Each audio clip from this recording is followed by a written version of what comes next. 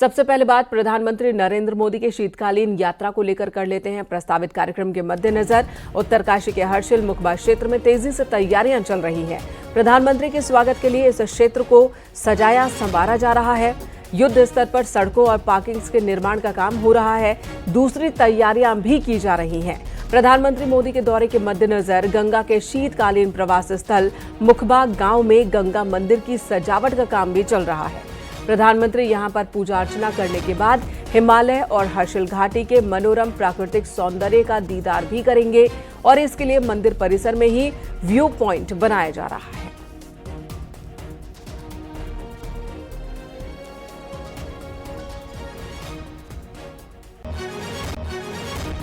देखिए, अभी हम लोग हर्षिल में हैं और यहाँ पर माननीय प्रधानमंत्री जी के प्रस्तावित जो भ्रमण कार्यक्रम है मुखवा में माँ गंगा का जो मंदिर है, जहाँ पर शीतकाल में माँ गंगा के दर्शन किए जाते हैं। पहली बार माननीय प्रधानमंत्री जी उत्तरकाशी जिले के मुखवा में भ्रमण करेंगे, तो ये हम लोगों के लिए सौभाग्य की बात भी है। उत्तराखंड में अभी चार धाम शीतकालीन यात्रा जारी है। 27 फरवरी को प्रधानमंत्री नरेंद्र मोदी भी शीतकालीन यात्रा के लिए उत्तराखंड पहुंच रहे हैं। सीएम पुष्कर सिंह धामी का कहना है कि शीतकालीन यात्रा आने वाले समय में हमारे राज्य के लिए बहुत बड़ी आर्थिकी का एक समृद्ध कारण बनने वाला है।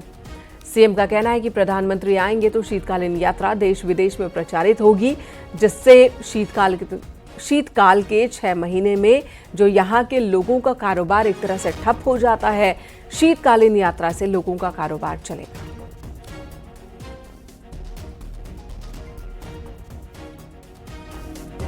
पूरे देवभूमि उत्तराखंड से एक विशेष लगाव है और ये यात्रा आने वाले समय में हमारे राज्य के लिए बहुत बड़ी आर्थिकी का और समृद्धि का कारण बनने वाली है। तो आदरणीय प्रधानमंत्री जी आएंगे तो निश्चित रूप से ये यात्रा हमारी देश में ही नहीं बल्कि विदेशों में भी जाएगी और जो 6 महीने हमारे यहाँ के लोगों के कारोबार एक तरह से बहुत कम हो जाते हैं या बंद जैसा हो जाते हैं, धाम जब बंद हो जाते हैं तो उनके लिए 6 महीने की जगह पूरे साल भर का काम होगा।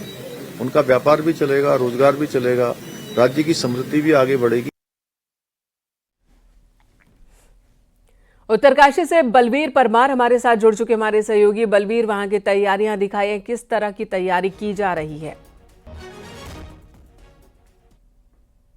बिल्कुल, जो प्रस्तावित कार्यक्रम है 27 फरवरी को जो देश के प्रधानमंत्री है नरेंद्र मोदी, वो हर्षिल और मुखवा का दौरा करेंगे, जहां पे मुखवा में पूजा अर्चना की जाएगी और उसके बाद जो हर्षिल है वहां पे जनसभा की जाएगी, जिसको लेके तैयारियां जोरों पे है। जो अधिकारी है मौके पे डटे हुए हैं, खुद जिलाधिकारी लगातार दौरा कर रहे हैं और जो कार्य है तेजी से किए जा रहे हैं। मंदिर, जो मुखवा मंदिर है और जो पुराने भवन है, उनको पूरी तरह से सजाया गया और अंतिम चरण में काम है।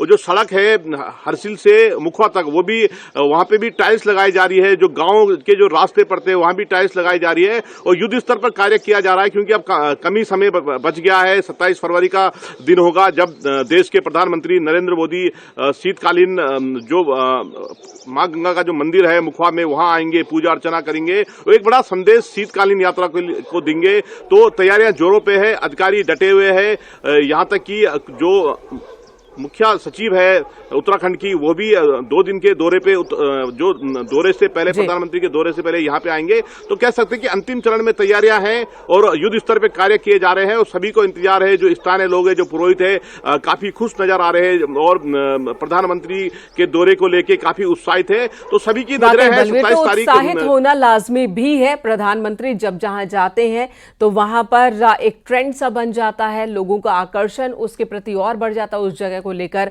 और यही उम्मीद है कि जब शीतकालीन चारधाम यात्रा के तहत प्रधानमंत्री आएंगे, मां गंगा के दर्शन करेंगे शीतकालीन गद्दे स्थल में, तो उसके बाद शीतकालीन यात्रा को लेकर भी लोग और ज्यादा उत्साहित होंगे, आएंगे और उत्तराखंड के लोगों का रोजगार और बढ़ेगा। धन्यवाद आपका इस वक्त पूरी जानकारी देने के लिए। उत्तराखंड में चारधाम यात्रा के लिए रजिस्ट्रेशन मार्च हफ्ते में, पहले हफ्ते से ही शुरू हो जाएगा, मार्च के महीने में। पिछले साल से सबक लेते हुए इस बार नए फैसले लिए गए हैं ताकि यात्रा की शुरुआत में होने वाली भीड़ को कंट्रोल किया जा सके। कौन कौन से फैसले लिए गए हैं, क्या बदलाव किया गया है इस बार की यात्रा के मद्देनजर, क्या फैसले लिए गए हैं, आपको दिखाते हैं इस रिपोर्ट में।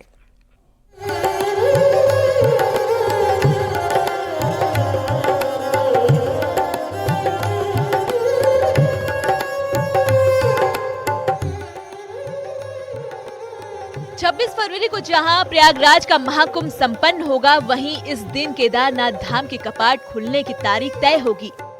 महाकुंभ में 45 करोड़ से ज्यादा श्रद्धालु अब तक स्नान कर चुके हैं, तो इस तरह भीड़ को थामने की तैयारी चार धाम यात्रा के लिए भी हो रही है। चार धाम यात्रा में भीड़ को देखते हुए रजिस्ट्रेशन का काम मार्च से पहले हफ्ते से शुरू हो जाएगा। भीड़ को देखते हुए इस बार जहां 60% रजिस्ट्रेशन ऑनलाइन होंगे, तो वहीं 40% ऑफलाइन रजिस्ट्रेशन की व्यवस्था होगी। हरिद्वार, ऋषिकेश, श्रीनगर, विकासनगर और बड़कोट में रजिस्ट्रेशन सेंटर बनाए जाएंगे। इस बार हमने सभी तीर्थ पुरोहितों से, जो हमारे सम्मानित हैं, उनसे बिल्कुल अनुमति ले ली और हम मार्च के प्रथम सप्ताह में, आप मान सकते हैं कि 1 मार्च से हमारा चार धाम यात्रा का रजिस्ट्रेशन प्रारंभ हो जाएगा। इस प्रकार से हमारे पास पूरा 2 महीने का वक्त हो जाएगा कि हम आराम से रजिस्ट्रेशन करें। इस बार के रजिस्ट्रेशन में हमने 60-40 का रेशियो रखा है, 60% ऑनलाइन, क्योंकि बहुत से श्रद्धालु ऐसे हैं जो इस चीज से अनभिज्ञ होते हैं। भीड़ के साथ चार धाम में ट्रैफिक जाम भी बड़ी मुश्किल खड़ी करती है, जो भीड़ मौसम को देखते हुए कई बार यात्रा को रोकना पड़ता है। इसी को देखते हुए इस बार होल्डिंग पॉइंट तैयार किए जा रहे हैं, ताकि ज्यादा भीड़ आने पर लोगों को सही जगह रोका जा सके। साल 2024 में भीड़ को देखते हुए मुख्य सचिव को कई राज्यों में यात्रियों को कंट्रोल करने के लिए अपील करनी पड़ी थी, इसलिए ऐसी नौबत न आए, इस बार नए फैसले लिए गए हैं। हमने अपने होल्डिंग पॉइंट्स भी इस बार तय कर दिए हैं। पिछली बार आप लोगों ने भी देखा होगा कि कई बार ट्रैफिक की व्यवस्था के कारण गाड़ियों को ऐसी जगहों पर रुकना पड़ा था जहां पर न तो रुकने की व्यवस्था थी, न खाने की, न पीने की। इस बार ये हमारे डिसाइडेड है। हमारा सबसे बड़ा होल्डिंग पॉइंट हरिद्वार होगा, ऋषिकेश होगा, छोटा एक हम व्यासी में रखेंगे, फिर अगला बड़ा हमारा होल्डिंग पॉइंट श्रीनगर में होगा और जनपद रुद्रप्रयाग में होगा। और इस तरफ अगर हम यमुनोत्री की तरफ चलें तो विकासनगर और बड़कोट में होगा और कीर्तिनगर में भी हम रखेंगे। महाकुंभ में भीड़ की मॉनिटरिंग का काम खुद मुख्यमंत्री योगी आदित्यनाथ कर रहे हैं, तो चार धाम में भीड़ को देखते हुए मुख्यमंत्री पुष्कर सिंह धामी अभी से मॉनिटरिंग के साथ व्यवस्थाओं का अपडेट ले रहे हैं, क्योंकि जिस तरह धार्मिक यात्राओं, आयोजनों, मंदिरों में भीड़ उमड़ रही है, उसमें वक्त पर पूरी तैयारी करना सरकार के लिए चुनौती बन गया है। दीपांकर भट्ट, न्यूज़ 18, देहरादून।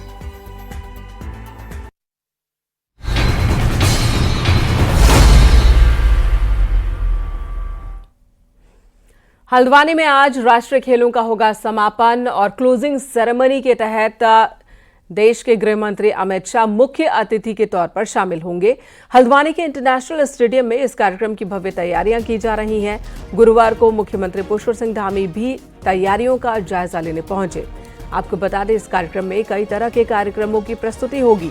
एक तरफ बॉलीवुड गायक सुखविंदर अपनी प्रस्तुति देंगे, तो दूसरी तरफ उत्तराखंड समेत कई राज्यों की संस्कृति के रंग भी देखने को मिलेंगे।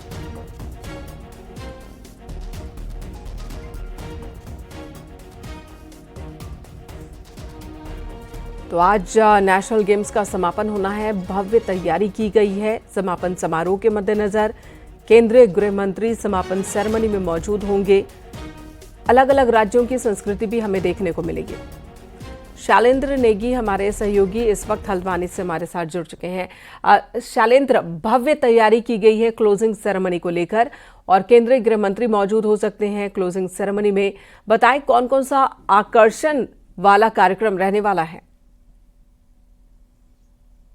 देखिए, तकरीबन गृह मंत्री 3:30 बजे से 4 बजे के बीच में यहाँ पहुंचेंगे और बिल्कुल भव्य और दिव्य तैयारियां की गई हैं। हम तो स्टेडियम से इस समय दूर हैं, लेकिन वहां पर जो तैयारियां की गई हैं, गृह मंत्री के दौरे को खास बनाने की तैयारी की गई है।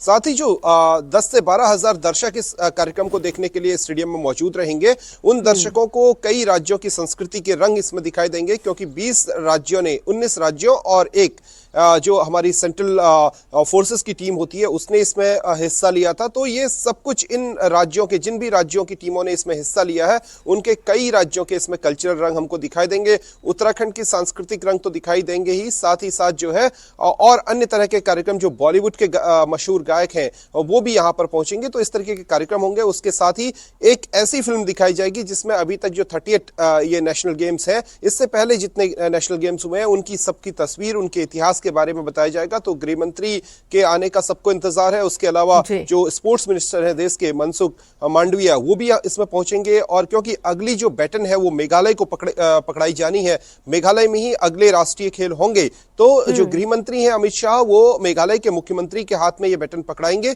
तो ये भी यहाँ पर एक सेरेमनी का हिस्सा रहने वाला है, इसलिए मेघालय के मुख्यमंत्री यहाँ पहुंचने वाले हैं। मुख्यमंत्री पुष्कर सिंह धामी अपने जितने भी मेहमान आएंगे उनका स्वागत करेंगे। और विशेष तौर पर जो अमित शाह है वो हल्द्वानी के जो एक वहां पर हेलीपैड है आर्मी का, वहां पे उतरेंगे और वहां से हल्द्वानी शहर से होते हुए सीधे फिर काठगोदाम के रास्ते गोलापार जो इंटरनेशनल स्टेडियम है वहां पर पहुंचेंगे। तो सुरक्षा व्यवस्था को बहुत ही कड़ा किया गया है क्योंकि गृह मंत्री की सुरक्षा का सवाल है। लेकिन इस सबके बीच में जहां से भी गृह मंत्री गुजरेंगे वहां पर महिलाएं हैं, बच्चे हैं, बुजुर्ग हैं, वो सब उनके स्वागत के लिए, बीजेपी के कार्यकर्ता हैं वो उनके स्वागत के लिए खड़े रहेंगे। इसके साथ ही सड़क पर जगह जगह पर कल्चरल प्रोग्राम करने का भी कार्यक्रम है। और विशेष तौर पर जो काठगोदाम का इलाका है, काठगोदाम का जो नरीमन चौराहा इलाका है, वहां पर तो विशेष तौर पर उसको सजाया गया है क्योंकि ये रोड चौड़ी की गई है। तो रोड चौड़ी करने के बाद जो जगह आसपास में है दीवारों को विशेष तौर पर पहाड़ के रंगों से सजाया गया है और जो चबूतरा है उसको भी बहुत सुंदर तरीके से सजाया गया है। तो गृह मंत्री यह सब देखते हुए पहुंचेंगे।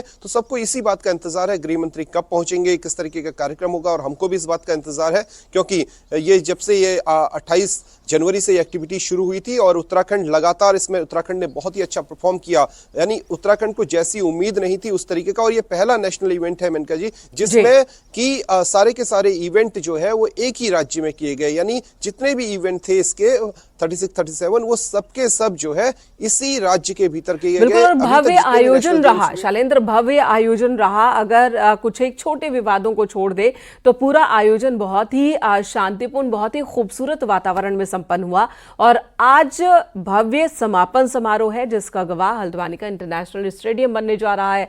हल्द्वानी के लोग भी देख सकेंगे। तो उत्तराखंड के लिए गर्व का मौका भी है और जोश से भर देने वाला मौका है। सीएम पुष्कर सिंह धामी ने भी नेशनल गेम्स में अपना एक गोल्ड मेडल पक्का कर लिया है। अब आप कहेंगे और सोचेंगे कि आखिर सीएम पुष्कर सिंह धामी तो राष्ट्रीय खेलों की किसी भी प्रतियोगिता में हिस्सा उन्होंने नहीं लिया था, फिर गोल्ड मेडल किस बात को लेकर? तो आपको दिखाते हैं ऐसा क्यों कहा जा रहा है।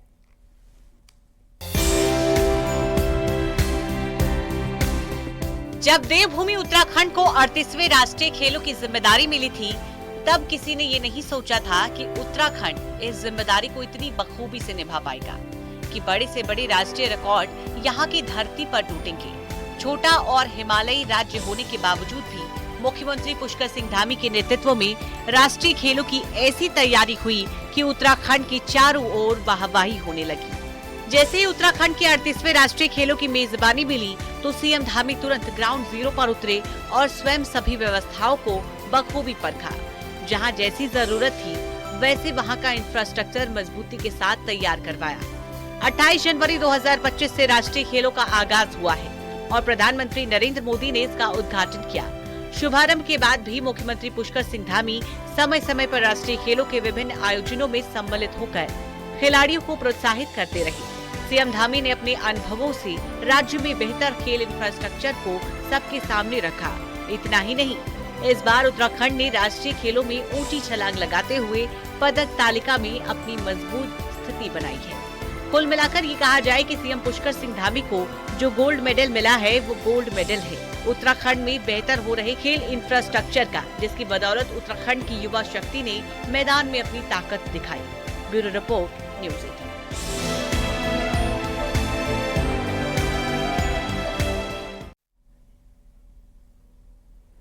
उत्तराखंड में लागू हुए यूनिफॉर्म सिविल कोड पर कुछ मुस्लिम संगठनों ने आपत्ति जताई है, जिस पर सीएम पुष्कर सिंह धामी का कहना है कि जिन लोगों ने हमेशा महिलाओं का अपमान किया, तुष्टीकरण की राजनीति की, उनको यूसीसी से दिक्कत है। बाकी सभी लोग चाहते हैं कि पूरे देश में यूसीसी लागू हो। इतना ही नहीं, सीएम धामी ने यह भी कहा कि यूसीसी का प्रावधान देश के संविधान में भी है, लिहाजा पूरा काम संविधान के मुताबिक ही हुआ है।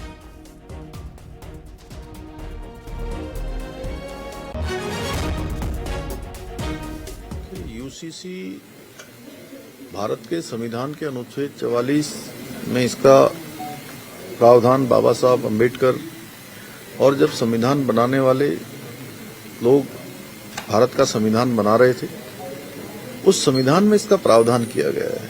देश के अंदर तुष्टीकरण की राजनीति करते रहे हैं, वर्ग विशेष की राजनीति करते रहे हैं, वोट बैंक की राजनीति करते रहे हैं, महिलाओं का उत्पीड़न करते रहे हैं, देश के विभिन्न क्षेत्रों में अशांति फैलाने का काम करते रहे हैं, लोगों को बांटते रहे हैं।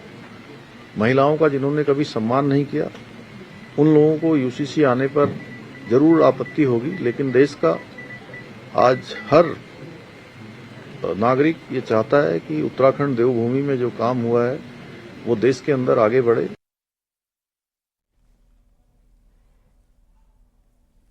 उत्तराखंड में डेमोग्राफिक चेंज के खतरे अब गहराने लगे हैं। खाली होते पहाड़ों ने अब पहाड़ी राज्य की मूल अवधारणा पर ही सवाल खड़े कर दिए हैं। जिस तरह से गांव के गांव खाली हो रहे हैं, 2027 में अगर जनसंख्या के आधार पर परिसीमन हुआ तो पहाड़ में विधानसभा की सीटें और भी कम हो जाएंगी, जो पहाड़ के पूरे अस्तित्व के लिए सही नहीं है।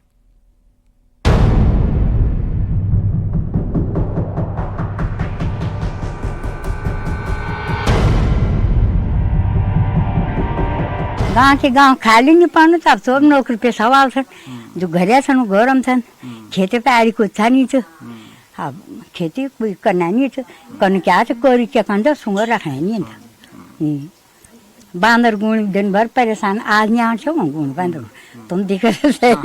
ये है 70 साल की श्यामा देवी।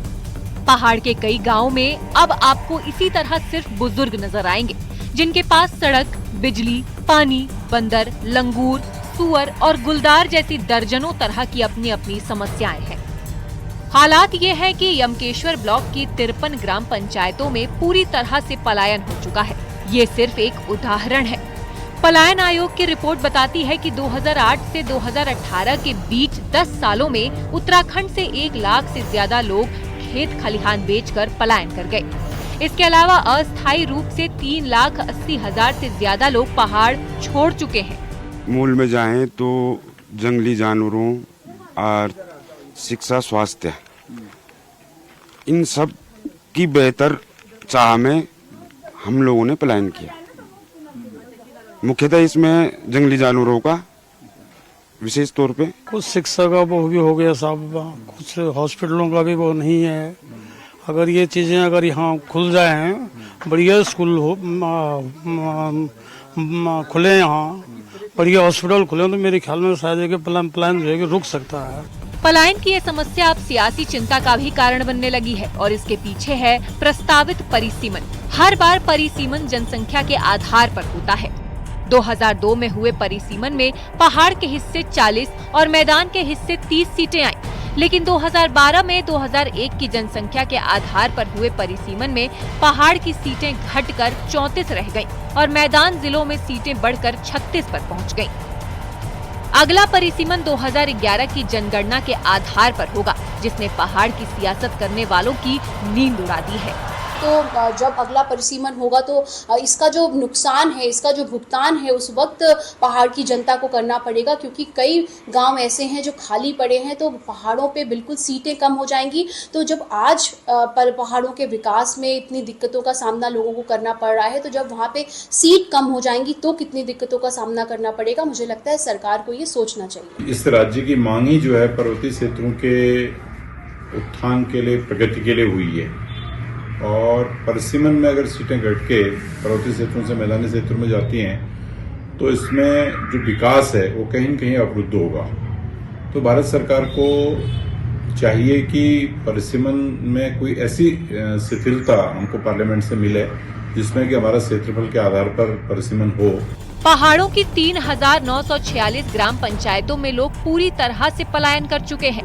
ये इलाके घोस्ट विलेज में बदलते जा रहे हैं। 6,000 से ज्यादा ग्राम पंचायतों में भी हालात कुछ इसी तरह के हैं। पलायन आयोग की ये रिपोर्ट उत्तराखंड की है, जो बेहद डरावनी तस्वीर पेश कर रही है। उससे साफ है कि पहाड़ी राज्य की डेमोग्राफी खतरे के निशान पर है। न्यूज़ 18 के लिए सुनील नवप्रभात की रिपोर्ट।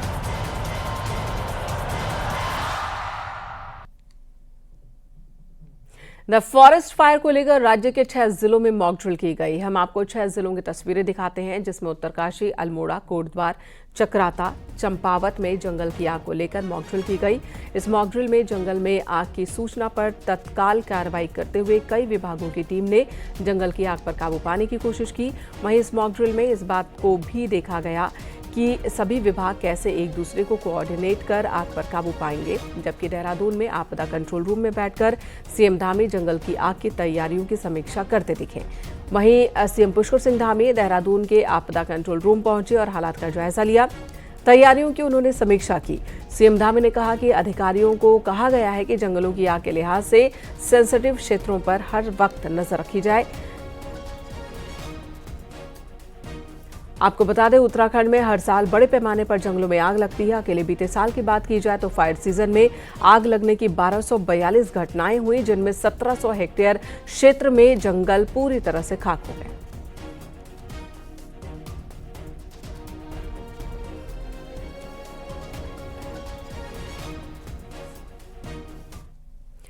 रुड़की से खबर है। खानपुर से निर्दलीय विधायक उमेश कुमार पर केस दर्ज हुआ है। उमेश कुमार पर सोशल मीडिया के जरिए एसएसपी को धमकी देने के आरोप है। आरोप है कि 29 जनवरी को लाइव वीडियो सोशल मीडिया पर पोस्ट कर धमकी दी गई थी। अब पुलिस इस मामले की जांच कर रही है। वहीं उमेश कुमार और प्रणव सिंह चैंपियन के मामले में उत्तराखंड हाईकोर्ट की भी सख्त है। हाईकोर्ट ने चैंपियन को सिंचाई विभाग का बंगला देने वाले ऑफिसर को तलब किया और पूछा कि जब चैंपियन विधायक नहीं तो फिर आवास क्यों उन्हें उपलब्ध करवाई गई, आवास खाली क्यों नहीं करवाया गया। साथ ही ये भी कि उमेश कुमार के मामले में सख्ती दिखाई अदालत ने। हाईकोर्ट ने पूछा कि आपराधिक रिकॉर्ड है तो फिर वाई कैटेगरी की सुरक्षा कैसे दे दी गई।